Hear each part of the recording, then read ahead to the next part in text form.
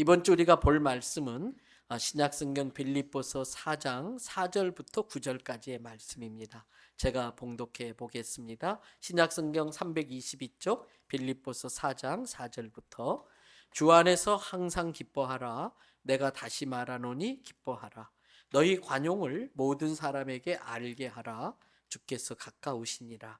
아무것도 염려하지 말고 다만 모든 일에 기도와 간구로 너희 구할 것을 감사함으로 하나님께 아뢰라. 그리하면 모든 지각에 뛰어난 하나님의 평강이 그리스도 예수 안에서 너희 마음과 생각을 지키시리라. 끝으로 형제들아, 무엇에든지 참되며 무엇에든지 경건하며 무엇에든지 오르며 무엇에든지 정결하며 무엇에든지 사랑받을 만하며 무엇에든지 칭찬받을 만하며 무슨 덕이 있든지 무슨 기림이 있든지 이것들을 생각하라. 너희는 내게 배우고 받고 듣고 본 바를 행하라. 그리하면 평강의 하나님이 너희와 함께 계시리라. 아멘. 할렐루야. 오늘 또 저와 여러분의 가정, 자녀 그리고 하는 모든 일들마다 하나님의 돕는 손길이 함께 하시길 주님의 이름으로 축복합니다. 여러분들이 기도해 주시고 후원해 주셔서 저는 지난 주일 밤에 필리핀에 들어가서 방가시난이라는 지역과 팡팡가라고 하는 지역에 우리 고 박미숙 집사님 암으로 많이 고생하실 때에 우리 성도들이 치료비에 보태라고 많은 헌금을 해주셨어요. 근데 그 치료비 다 써보기도 전에 하나님이 데려가셔서 안타까웠었는데 그 치료비로 주신 헌금들을 모아가지고 필리핀에 교회 4개를 지어서 봉헌을 했는데 이번에 4번째 마지막 교회 플레이스 워시 센트럴 처치라는 곳에 가서 봉헌 예배를 우리 강용성 선교위원장 장로님하고 같이 다녀왔습니다.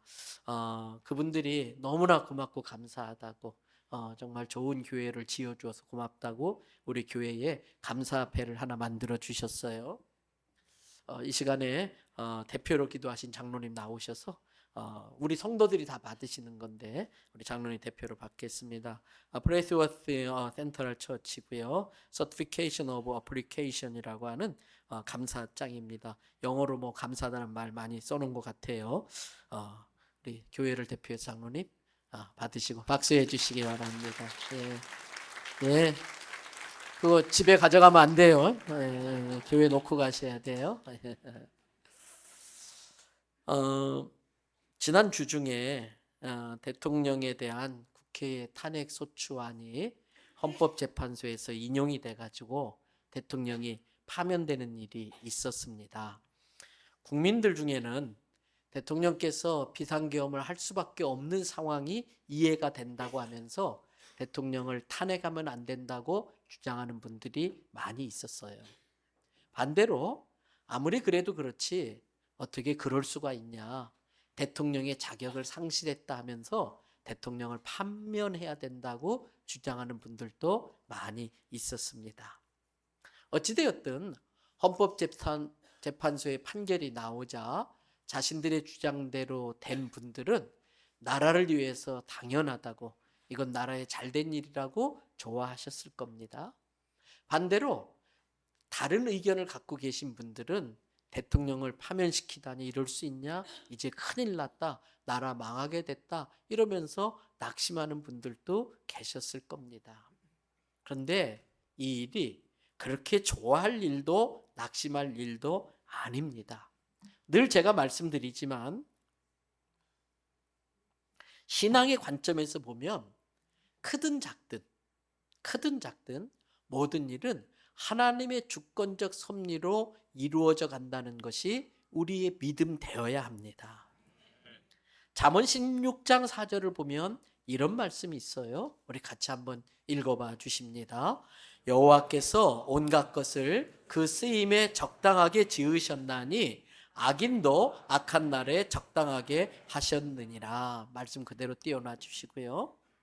대통령을 지지했던 분들은 야당 지도자와 그 주변 사람들을 보고 이 구절에 나오는 악인들일 거라고 생각할 겁니다. 반대로 대통령의 파면을 주장하셨던 분들은 대통령과 그 주변 사람들이 이 성경 구절에 나오는 악인들이라고 생각을 할 것입니다. 그런데 성도 여러분, 그렇게 생각하는 게 옳은 것일까요? 성숙한 그리스도인들에게는 몇 가지 특징이 있습니다. 그 중에 하나가 성숙한 그리스도인은 하나님의 말씀을 늘 자기에게 적용합니다. 미성숙한 그리스도인들은 그것 봐 성경에 이렇게 되었잖아. 그런데 왜 너 그렇게 해? 다른 사람 보고 자꾸 그 성경 말씀대로 살라고 적용하라고 요구합니다. 성숙은 나에게는 하나님의 율법으로 대하고 다른 사람에게는 하나님의 은혜로 대할 줄 아는 게 성숙입니다. 말씀을 자기에게 적용하지 않고 다른 사람에게 적용하면 사람을 정죄하게 됩니다. 그러나 늘 말씀드렸듯이 우리 모두는 그 누구도 정죄할 자격이 없습니다. 정죄는 정죄받을 것이 없는 하나님만 하실 수 있는 것이 정죄입니다.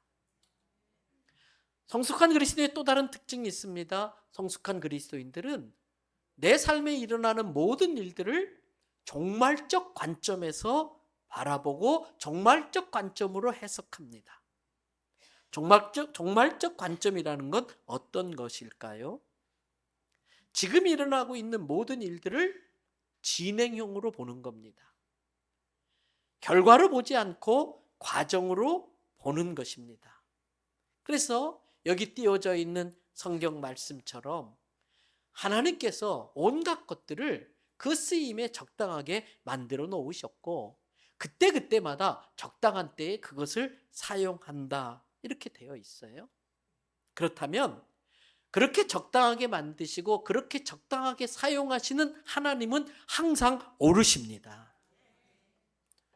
항상 옳으신 하나님은 결국 지금 일어나고 있는 모든 일들을 합력하여 선을 이루실 것이라고 하는 게 우리의 믿음 되어야 됩니다. 이러한 자세로 우리에게 일어난 일들을 바라보는 게 종말적 관점에서의 신앙생활인 것입니다. 여러분, 모든 것은 주님의 날에 주님 앞에서 판단을 받습니다. 그때까지 주님 앞에 모든 판단을 받을 때까지 우리에게 필요한 것이 있다면 그것은 겸손입니다. 무엇이 겸손입니까? 내가 완전하지 않다는 걸 인정하는 게 겸손입니다. 나도 틀릴 수 있다는 것을 인정하는 게 겸손입니다. 내가 아는 지식이 전부가 아닙니다. 내가 알고 있던 정보가 다 아니라는 걸 알게 되었습니다. 내가 주장하는 정보가 다 옳다는 게 아니라는 걸 깨닫게 되었습니다. 제가 모르는 게 너무나 많습니다. 하나님 말씀 외에는 우리가 장담할 수 있는 게 아무것도 없다는 걸 알았습니다. 이런 자세로 사는 게 겸손입니다. 이런 자세를 갖게 되면 자기 주장을 내려놓고 남의 말을 귀 기울여 들으려고 노력합니다. 반박하기 위해서, 반론을 펼치기 위해서, 공격하기 위해서가 아니고 저 사람이 하려고 하는 말이 무엇일까? 그 사람이 하려고 하는 말을 알아보려고 말을 듣게 됩니다. 여러분, 이런 자세로 상대의 말을 들으면 상대의 생각과 입장을 존중하게 하려고 노력하면서 듣게 됩니다. 제가 볼 때 대한민국의 진짜 큰 일은 대통령이 탄핵된 것이 아닙니다. 진짜 큰 일은 국민들이 딱 둘로 나뉘어져서 자기의 입장만 주장하고 상대들을 공격하고 상대를 적으로 돌리는 이것이야말로 진짜 큰 일입니다. 이럴 때 정말 우리에게 필요한 게 겸손인데 모든 사람들에게 겸손이 사라져버린 것 같습니다. 이럴 때 정말 필요한 것이 상대에 대한 존중과 포용인데 이 존중과 포용을 다 잃어버린 것 같습니다. 모든 국민이 자기 주장만 하고 상대의 말을 들으려고 하지 않습니다. 더 안타까운 것은 이런 어른들의 모습을 우리 자녀들이 보고 그 모습들이 자녀들에게 전수되어져 가고 있다는 것입니다. 사람은 보면서 배우는데 이러한 극단적인 자기 주장만 옳고 상대는 틀렸다고 서로 공격하려고 하는 이러한 모습들이 우리 자녀들에게 전수되는 건 아닌가 하는 안타까움이 있습니다. 성숙한 그리스도인들의 특징 중에 하나가 다른 사람을 존중할 줄 아는 겁니다. 존중이 뭡니까? 존중은 선을 넘지 않는 겁니다. 금도를 지키는 겁니다. 함부로 선을 넘는 말을 해서는 안 됩니다. 그렇게 하지 않는 게 존중입니다. 자기 자리에서 넘어서는 안 될 선을 지키며 함부로 선을 넘어 누군가를 공격하지 않는 것, 그게 존중하는 사람의 자세입니다. 인생을 조금이라도 살아본 사람은 알 겁니다. 제가 볼 때 인생은 마치 부메랑 같습니다. 부메랑을 잘 아실 겁니다. 호주 원주민들이 사냥할 때 쓰는 도구입니다. 기역자처럼 생긴 걸 하늘을 향해 던지면 이게 날아갔다가 뱅글뱅글 돌아서 던진 사람에게로 도로 돌아옵니다. 인생은 부메랑과 같습니다. 인생이 부메랑 같다는 걸 빨리 깨달을수록 자기에게 유익하게 됩니다. 전도서 11장 1절에 나오는 말씀입니다. 같이 한번 읽어봐 주십니다. 너는 내 떡을 물 위에 던지라 여러 날 후에 도로 찾으리라. 아까울 것 같지만 내 떡을 물 위에 던지면 언젠간 돌고 돌아서 내가 필요할 때에 건질 수 있다는 뜻이에요. 잘 아시는 갈라디아서 6장 7절의 말씀을 보십시오. 스스로 속이지 마라. 하나님은 업신여김을 받지 하시나니 그 다음 뭐라고 되어 있어요? 사람이 무엇으로 심든지 그대로 거두리라. 하나님은 심는 대로 거두게 하십니다. 이번에 필리핀에 가서 이미 개척했던 또는 이미 건축했던 그 교회들 7군데를 이렇게 또 방문을 하고 또 여러분들이 또 후원해 주신 헌금들을 가지고 그분들을 격려하고 왔어요. 거기 성도들을 만나서 잠깐 말씀을 전할 때가 있었는데 가는 곳마다 내가 그분들에게 꼭 제가 드린 말씀이 있습니다. 70년 전 한국에 큰 전쟁이 있었습니다. 많은 사람들이 죽었고 모든 게 다 불타버렸습니다. 한국에 먹을 것이 없었습니다. 입을 옷이 없어서 겨울에 아이들이 추워 죽고 굶어 죽었던 세계에서 제일 가난한 나라였습니다. 그때의 필리핀에서 군대를 보내주셨습니다. 여러분들이 군대를 보내주셔서 우리가 자유를 지킬 수 있었고 이렇게 마음껏 예배를 드릴 수 있게 되었고 여러분들이 도와주셔서 지금은 먹고 살만하게 되어서 우리가 빚을 졌기에 그 빚을 조금이라도 갚고 싶어서 여러분들을 돕는 겁니다. 제가 그 빚을 조금이라도 갚는데 한 몫을 감당할 수 있어서 너무 다행스럽게 생각하고 감사하게 생각합니다. 이 말씀을 가는 곳마다 꼭 말씀드렸어요. 여러분, 내 자식이 알지 못하는 이 대한민국에 가서 이 청년이 죽게까지 하면서 우리에게 은혜를 베풀었고요. 그 조사를 해보니까 제일 먼저 미국이 군대를 보내줬고 영국이 보내줬고 필리핀이 세 번째로 빨리 보내줬더라고요. 그중에 많은 젊은이가 이 땅에서 죽어서 지금 저 유엔 묘지에 묻혀 있어요. 그때 우리를 도와줬기 때문에 지금 부메랑이 되어서 성도들의 사랑이 그분들에게 가고 있는 것 아닙니까? 그렇습니다. 하나님은 뿌린 대로 거두게 하시는 하나님이십니다. 지금 물 위에 던진 것이 여러 날 후에 도로 돌아옵니다. 그러므로 좋은 것 심어야 됩니다. 좋은 것 던져야 됩니다. 그러면 반드시 돌아옵니다. 그러므로 어떤 경우에도 상대에게 존중을 던질 줄 알아야 됩니다. 함부로 선 넘는 말을 던지면 안 됩니다. 함부로 아픔을 심으면 안 됩니다.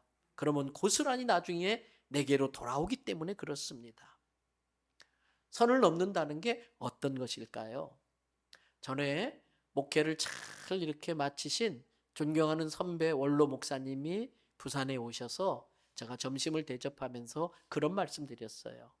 선배님, 목회를 잘 마무리하셨는데 아직 현역에서 한참 뛰어야 될 이 후배 목사에게 목회에 꼭 필요한 말씀 좀 해주세요. 여러 말씀하셨는데 제가 그걸 스마트폰에 다 저장을 해놓고 수시로 지금도 꺼내서 그것을 봅니다. 그때 해주셨던 말씀 중에 하나가 선을 넘지 마라 였습니다. 임 목사, 교회가 부흥하고 교인이 늘다 보면 힘이 생겨. 원치 않아도 힘이 생겨. 그 힘 믿고 까불지 마. 그 힘 믿고 넘지 말아야 될 선을 넘으면 안 돼. 이 말씀하셨어요. 그러면서 두 가지 예를 저에게 말씀하셨습니다. 첫 번째가 모세의 사례였습니다. 어렵게 광야를 잘 통과한 모세는 그렇게 사모하는 가나안 땅에 들어가고 싶었어요. 근데 하나님은 모세에게 가나안 들어가기 직전에 모세 너는 안 돼. 네가 광야에서 나를 믿지 못하고 갑자기 욱하며 성질을 낸 적이 있었지. 너 그것에 대한 책임져야 돼. 너는 여기까지야. 그렇게 들어가고 싶은 가나안 땅을 모세는 못 들어가고 보기만 하고 갔다는 거예요. 그게 하나님이 그어는 선이라는 겁니다. 두 번째 들어주신 사례가 다윗이었습니다. 다윗이 하나님 너무나 사랑해서 하나님의 성전을 짓고 싶었습니다. 간절했습니다. 많은 물자를 모아가지고 건축하려고 할 때에 하나님께서 안 돼. 다윗아 미안하지만 너는 나라를 확장하는 과정 속에 부득이하게 많은 전쟁을 치렀지 않니? 그러다 보니 네 손에 많은 피가 묻었는데 그 손으로 성전 지을 수 없어. 다윗은 너무 아쉬웠지만 자기 아들 솔로몬에게 결국은 유언처럼 남겨놓고 성전을 짓지 못했어요. 그게 하나님이 그어놓은 선이라는 겁니다. 성도 여러분, 힘이 생길 때가 있습니다. 잘 나갈 때가 누구에게나 있습니다. 그때 조심해야 됩니다. 사람은 잘 나갈 때 머리를 숙일 줄 알아야 됩니다. 힘이 있을 때 겸손할 줄 알아야 됩니다. 그게 겸손입니다. 힘을 가지기 위해서 열심히 공부하십시오. 힘을 가지기 위해서 열심히 사업하십시오. 왜? 힘이 있는 사람이 겸손할 수 있는 거예요. 힘이 없어서 무능한 것은 그것은 굴복당하는 것이지 겸손이 아니에요. 우리는 겸손할 수 있기 위해서라도 힘을 가져야 됩니다. 그러나 힘 가졌을 때에 겸손하기가 제일 어렵습니다. 힘이 있을 때 잘못되지 힘이 없을 때는 잘못될 힘도 없어요. 힘이 있기 때문에 잘못되는 거예요. 내게 주어진 힘은 내가 잘나서 내가 가진 것이 아닙니다. 내게 주어진 힘은 하나님이 사명을 위해서 필요하니까 우리에게 맡겨주신 것입니다. 힘이 주어졌지만 컨트롤되지 않는 힘은 누군가에게 폭력이 됩니다. 힘은 하나님이 주신 사명에 의해서 컨트롤되어져야 힘이 힘되는 것입니다.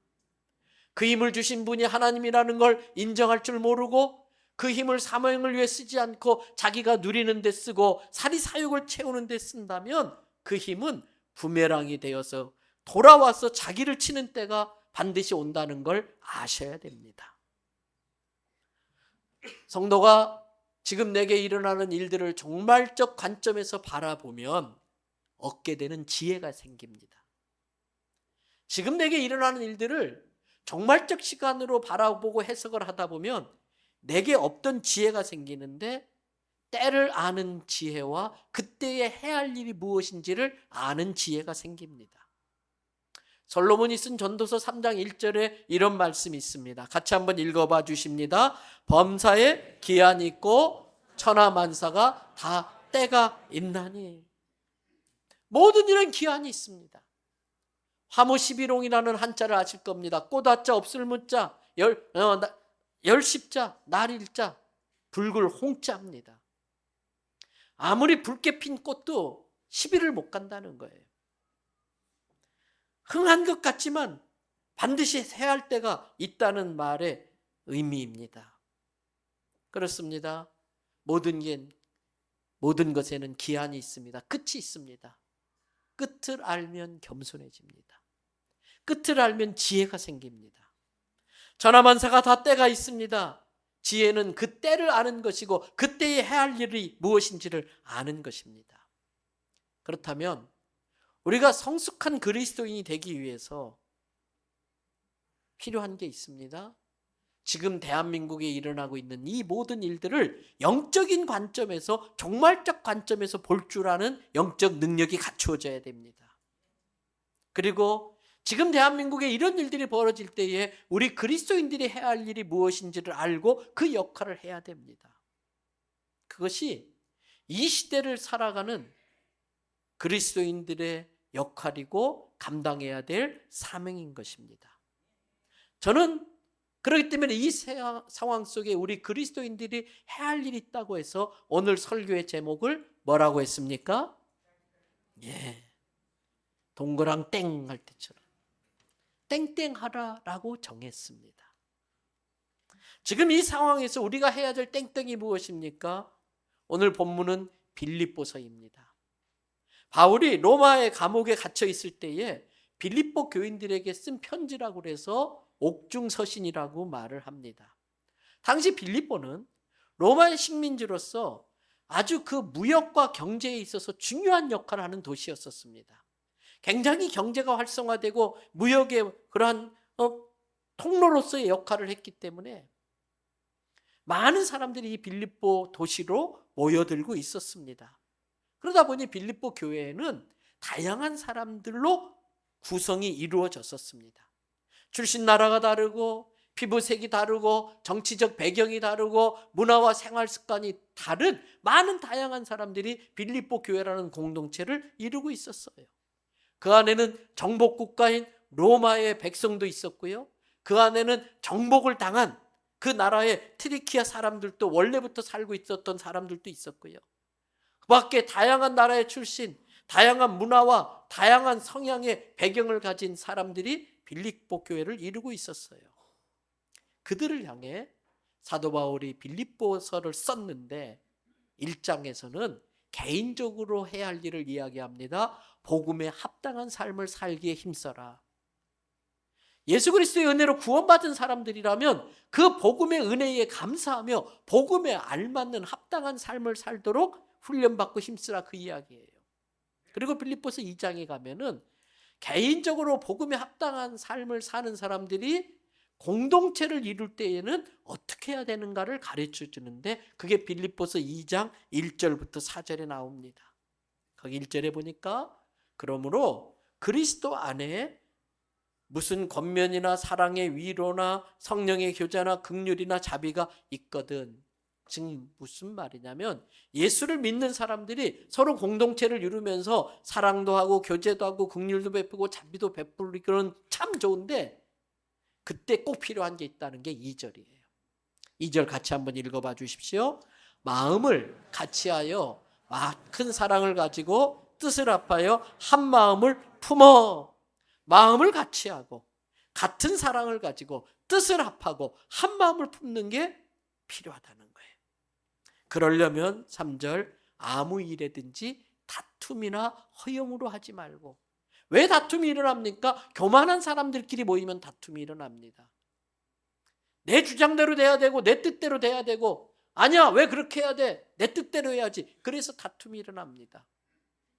왜 하나가 못 됩니까? 자기가 제일 잘난 줄 허영을 부리고 허세를 떨고 그래서 다른 사람과의 관계에 있어서 무슨 일이든지 다툼이나 허용으로 하지 말고 오직 무엇으로요? 겸손한 마음으로 각각 자기보다 남을 낮게 여겨라. 뭐가 겸손입니까? 다른 사람을 나보다 낮게 여기는 게 겸손입니다. 뭐가 겸손입니까? 다른 사람을 나보다 낮게 여겨서 그 사람을 존중할 줄 알고 그 사람의 말도 귀 기울여 들을 줄 아는 것이 겸손입니다. 그러면서 4절에 보니까 복음에 합당한 삶으로 자기를 잘 챙길 뿐더러 하나님이 주신 은혜와 능력을 가지고 연약한 사람, 부족한 사람, 힘들어하는 사람을 도와줌으로써 나의 무엇을? 기쁨을 충만하게 하라. 성도 여러분, 지금 이 대한민국에 필요한 것이 있다면 온 국민이 하나가 되는 거예요. 지금 이 나라에 진짜 심각한 일은 국민들이 둘로 나뉘어져서 하나 되지 못하고 있다는 겁니다. 이런 상황에서 그리스도인들이 해야 할 일이 있습니다. 예수님께서 저 끔찍한 십자가에서 자기를 희생제물로 바쳐서 의롭지 못한 인간과 의로우신 하나님을 화목시키는 화목제물로 삶을 사셨어요. 오늘 우리에게 주님은 그 일을 감당하라고 하는 거예요. 그 중간에 끼어서 서로를 하나 되게 하는 일을 우리들이 하라고 하는 것입니다. 그 일을 하려면 필요한 게 있습니다. 빌립보서 2장 4절, 6절과 7절에 보니까 예수님이 하나님과 동등됨을 취하지 않고 자기를 비워 종의 형체를 가져 사람과 같이 되었더라. 여러분, 하나됨에 있어서 가장 필요한 것들은 상대의 입장이 되어보는 거예요. 상대의 입장이 되어보면 왜 그 사람이 그 말을 하는지, 왜 그렇게 거칠게 행동했는지, 왜 그렇게 화가 났는지, 왜 그렇게 아파하고 슬퍼하는지 상대 입장이 되어보면 알 수 있습니다. 성숙은 상대 입장에 더 많이 공감하고 그 입장에 같이 울고 같이 웃고 같이 아파할 줄 아는 게 성숙입니다. 사도 바울은 빌립보서를 마무리하면서 빌립보 교인들에게 어떤 경우 어떤 상황에서도 성숙한 그리스도인들이 해야 할 일이 있다, 땡땡하라 하면서 우리에게 권면하는 게 있어요. 땡땡하라 그 첫 번째 4절입니다. 4절 말씀 같이 읽어봐 주십니다. 주 안에서 항상 기뻐하라. 내가 다시 말하노니 기뻐하라. 여기에서 항상 기뻐하라, 다시 말한다, 이 두 개가 갖는 의미가 있어요. 항상 기뻐하라는 의미는 기뻐할 수 없는 상황도 있기 때문에 항상 기뻐하라고 하는 항상은 단어를 붙인 거예요. 다시 말하노는 이렇게 말하는 것은 이거는 힘들어도 꼭 그렇게 해야 될 만큼 중요하기 때문에 다시 강조하는 차원에서 기뻐하라라고 말한다는 겁니다. 그렇다면 내가 기도한 대로 되지 않았어도 기뻐할 수 있어야 됩니다. 내가 원하지 않는 대로 되었어도 믿음을 가지고 종말적 관점에서 그것을 바라본다면 합력하여 선을 이루어 주실 걸 믿고 그 상황에서도 그 지경에서도 기뻐하라. 이게 오늘 주님이 우리에게 말씀하시는 땡땡하라입니다. 두 번째 땡땡하라 5절입니다. 또 한번 읽어봐 주십니다. 너희 관용을 모든 사람에게 알게 하라. 주께서 가까우시니라. 너희 관용, 관대하게 용서하는 걸 모든 사람들이 알게 드러내서 용서하라는 거예요. 속으로 용서하는 게 아니고 너희 관용을 모든 사람이 알게 해라. 그런데 이 뒤에다가 하나 톡 붙여놨어요. 뭐라고 돼 있어요? 뒷부분에 주께서 가까우시다. 일부러 붙여놓은 거예요. 이것이 갖는 의미가 뭘까? 마태복음 6장 14절 15절을 읽어보면 알 수 있어요. 마태복음 6장 14절에 보니까 너희가 어떻게 하면 사람의 잘못을 용서하면 너희 하늘 아버지께서도 어떻게 해주신다? 너희 잘못을 용서하려니와. 15절 너희가 사람의 잘못을 용서하지 아니하면 너희 아버지께서도 너희 잘못을 용서하지 아니하시리라 그랬어요. 지금 대한민국은 극단적 대립으로 자기의 생각과 다른 사람들을 향해서 엄청난 저주를 퍼붓고 있어요. 무지막지한 욕설들이 난무하고 있습니다. 여러분 아셔야 됩니다. 모든 말에는 힘이 있어요. 그 말이 좋은 말이든 나쁜 말이든 좋은 대로 힘이 있고 나쁜 대로 힘이 있고 모든 말에는 힘이 있습니다. 어둠의 권세는 증오의 말, 미움의 말, 저주의 말을 먹고 점점 그 힘을 키워갑니다. 그리스도인들은 그것을 털어내는 일을 해야 됩니다. 그것을 털어내는 길은 예수 그리스도의 십자가의 희생과 용서와 사랑 외에는 방법이 없습니다. 우리가 먼저 예수님을 믿는 은혜를 받은 것은 우리에게 이 십자가의 희생과 사랑과 용서를 깨닫게 하시고 그것으로 예수님이 의롭지 못한 이 인간과 의로우신 하나님을 화해시킨 것처럼 너희도 하나 되게 하는 일에 사명을 갖고 헌신하라는 뜻이에요. 나라가 아무리 힘들어도 트럼프의 관세 폭탄이 터진다 할지라도 국민들이 딱 하나가 되면 문제가 없어요. 어릴 적 우리 오뚜기 장난감 있죠? 절반 나뉘어져서 아래는 빨갛고 위에는 노래가지고요. 이 오뚜기를 착 넘어뜨리면요, 이게 빨딱 일어나요. 또 넘어뜨리면 이렇게 딱 빨딱 일어나요. 또 넘어뜨리면 이렇게 딱 빨딱 일어나요. 짜증날 정도로 일어나요. 그래서 냅다 던지고 그 다음부터 했는데 못 일어나요. 왜? 냈다 던질 때에 오뚜기 밑에 있던 묵직한 쇳덩어리가 추가 떨어져 나가버렸어. 그때부터는 달칵달칵 소리만 나지 못 일어나요. 그러나 그게 다시 바닥에 붙여놓으면 다시 일어나요. 아무리 나라가 힘들고 어려워도 국민들이 딱 하나가 된다면 어떤 위기도 이겨낼 수 있도록 다시 일어설 수 있는 것입니다. 성도 여러분, 이제껏 퍼부었던 저주를, 이제껏 퍼부었던 그 욕설들을 축복의 말과 사랑의 말로 다 씻어내시기를 바랍니다. 사랑을 이길 힘은 없습니다. 죽음이 생명을 결코 이길 수 없습니다. 어둠이 빛을 이길 수 없는 것처럼 사랑을 이길 미움은 없습니다. 분명히 말씀드립니다. 우리에게는 용서할 의무는 있어도 정죄할 권리는 없습니다. 미워하지 마십시오. 미워할 시간에 사랑하십시오. 두 번째 땡땡하라, 관용하라입니다. 세 번째 땡땡하라 있습니다. 6절입니다. 같이 또 읽어봐 주십니다. 아무것도 염려하지 말고 다만 모든 일에 기도와 간구로 너희 구할 것을 감사함으로 하나님께 아뢰라. 앞에 아무것도라는 것에 다 들어가 있어요. 너희가 기도한 대로 되지 않았어도 아무것도 염려하지 마라. 염려는 믿음이 없는 자들이 하는 것이다. 염려는 종말적 관점을 아직 갖지 못한 사람들이 하는 거예요. 종말적 관점을 갖고 하나님을 의지하는 사람은 염려하지 않습니다. 염려할 시간에 기도하십시오. 종말적 관점에서 믿음을 가지고 지금의 상황이 어떠한다 할지라도 하나님 앞에 구하면 모든 걸 합력하여 선을 이루실 하나님께서 반드시 좋은 걸 우리에게 주시는 걸 믿습니다. 그 믿음을 우리는 감사함으로 하나님께 구하는 겁니다. 그런 자에게 주시는 은혜가 있습니다. 그게 7절입니다. 그리하면, 믿음을 갖고 그렇게 하면 모든 지각에 뛰어난, 모든 걸 다 알고 계시고 이 모든 상황을 다 핸들링하고 계시는 하나님의 평강이, 그 하나님을 믿음으로부터 오는 그 하나님의 평강이 너희의 마음과 생각을 지켜준다는 거예요. 대통령이 나를 지켜주는 게 아닙니다. 야당 지도자가 나를 지켜주는 게 아닙니다. 내 사업이 나를 지키는 게 아닙니다. 어떤 경우에서도 하나님이 나와 함께 하시면 하나님의 평강이 나를 지키는 줄 믿습니다. 세 번째 땡땡하라, 기도하랍니다. 네 번째 땡땡하라가 있습니다. 8절입니다. 같이 또 읽어주십니다.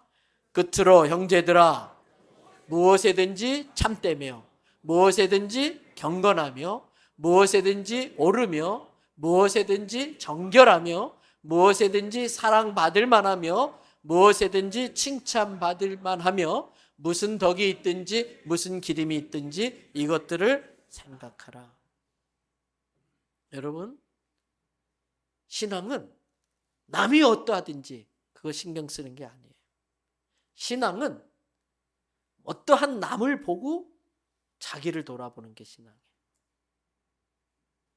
자기를 살피라는 거예요. 너나 잘하세요. 나나 잘하자, 그거예요.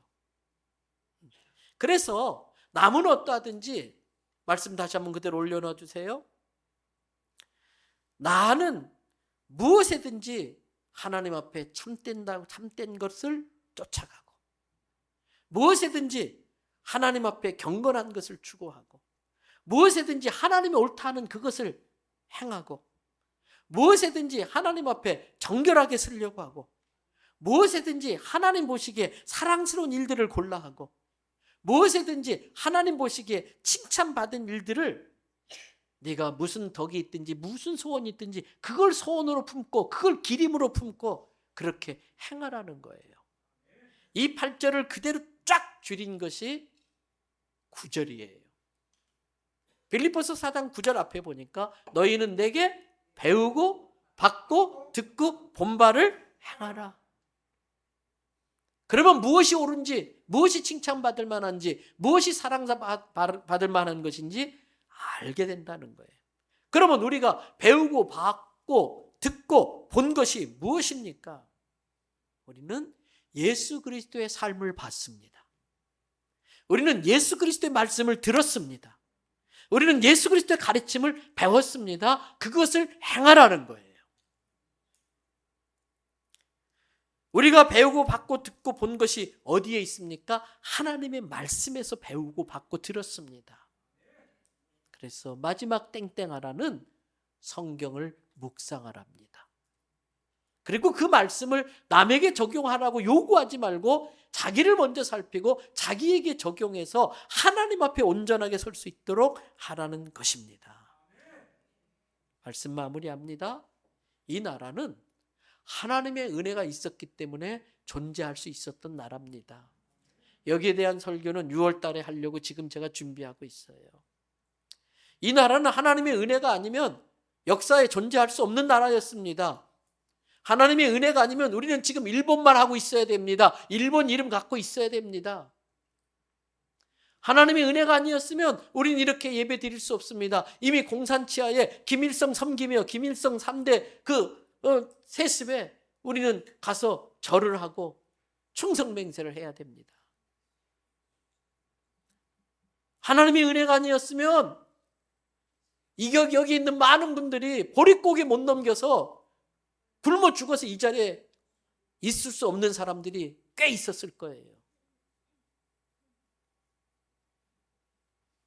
여러분, 이 나라는 대통령이 지키는 것도 아니고 군인이 지키는 것이 아니고 이 나라를 통해서 하나님이 이루시고 싶은 뜻이 있기 때문에 이 나라를 지켜주셨고 이 나라를 이만큼 축복하신 줄로 믿습니다. 때문에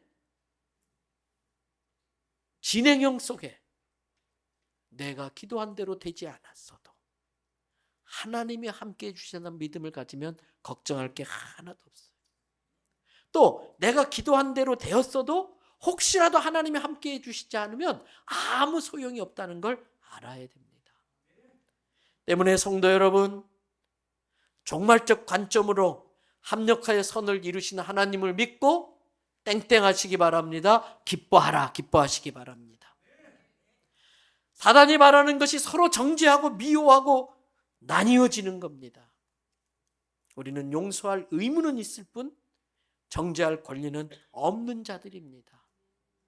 주님께 용서의 은혜를 잊기 위해서라도 땡땡하라, 다른 사람에게 관용하시기 바랍니다. 아무것도 염려하지 말고 모든 일에 기도와 간구로 우리의 필요한 것들, 우리의 모든 상황들을 하나님께 감사함으로 아뢰시기를 바랍니다. 왜 감사함으로 아뢰입니까? 들어주실 걸 믿기 때문에 미리 감사하는 거예요. 그런데 내 기도대로 되지 않았어요. 그러면 가서 하나님께 따지셔도 됩니다. 내가 기도한 대로 안 해줬냐고 하나님 앞에 가서 원망하고 따져도 돼요. 왜? 성경이 그렇게 나오잖아요. 나사로가 큰 병에 걸렸습니다. 여동생 마리아와 마르다가 예수님께 사람 보냈습니다. 예수님, 우리 오빠 죽게 됐어요. 빨리 와서 예수님, 우리 오빠 살려주세요. 이유 없이 예수님이 안 가셔요. 이틀 동안 더 민기적거리다가 그 이틀 사이에 나사로 죽고 말았어요. 그리고 예수님 오셨어요. 죽은 데 오시면 무슨 소용이 있나? 마리아와 마르다가 원망합니다. 예수님, 진작 조금만 일찍 오셨으면 우리 오빠 안 죽었을 텐데. 여러분, 내 기도대로 되지 않았어도 주님께 따지면 돼요. 항의하면 돼요. 그러면 주께서 진짜 인생에 필요한 게 뭔지를 알려줘요. 마리아와 마르다에게 네가 죽어도 나를 믿으면 살 것을 믿냐? 하나님을 믿는 믿음이 있으면 어떤 어려운 상황 속에서도 다시 부활할 수 있는 능력이 주어질 줄 믿습니다. 그 믿음을 가지고 마지막으로 우리가 땡땡해야 될 게 무엇입니까? 범사가 기한이 있고 때가 있다고 했어요. 그때에는 그때 해야 할 일이 있었다면 지금은 지금 해야 될 일이 있습니다. 과거에 발목 잡히지 말고 연연하지 말고 지금 내가 해야 될 일이 무엇인가, 주께서 내게 원하시는 게 뭔가, 올해 우리 교회 폐허처럼 이럴 때 예수님이라면 어떻게 하셨을까, 그걸 생각하면서 그걸 하는 겁니다. 남에게 적용하라고 요구하는 게 아니라 내가 먼저 내게 적용하는 겁니다. 사도 바울은 빌립보서를 마치면서 자기가 살아오면서 갖고 있는 삶의 태도에 대해서 우리에게 살짝 언급을 하고 있습니다. 그게 빌립보서 4장 11절에서 13절입니다. 내가 궁핍해서 말하는 게 아니고 내가 인생을 살면서 어떤 형편이든지 나는 뭘 배웠다? 자족할 줄 배웠다. 하나님 한 분만으로 전 충분합니다. 하나님 이것도 감사합니다. 하나님 감사합니다. 이렇게 자족할 줄 아는 법을 배웠다는 거예요. 그렇게 자족을 배우고 났더니 12절에 일시적으로 내게 비천에 처할 상황에 처할 때도 있어요. 근데 이건 결론도 아니고 결과도 아니고 과정이에요. 그래서 그 믿음을 가지고 자족하는 법을 배웠더니 비천에 처할 줄도 알게 되었고, 또 하나님의 은혜로 풍부에 처하게 됐는데 이 또한 지나가리니 그것도 일시적이라는 거예요. 그 풍부에 처할 때도 교만해지지 않고 겸손하게 하는 자족을 배울 줄도 알았고, 그래서 모든 일, 배부를 때나 배고플 때나 풍부할 때나 궁핍할 때나 거기에 내가 잘 적응할 수 있는 일체의 비결을 배웠는데, 그 비결이 뭐냐? 13절이에요. 내가 힘이 있어서 비천을 이겨낼 수 있는 것도 아니고, 내가 부자라서 그 궁핍을 이겨낼 수 있는 것도 아니고, 그거와 상관없이 내게 능력 주시는 하나님이 계셔야 내가 모든 것을 할 수 있더라는 거예요. 이게 바울의 고백이에요.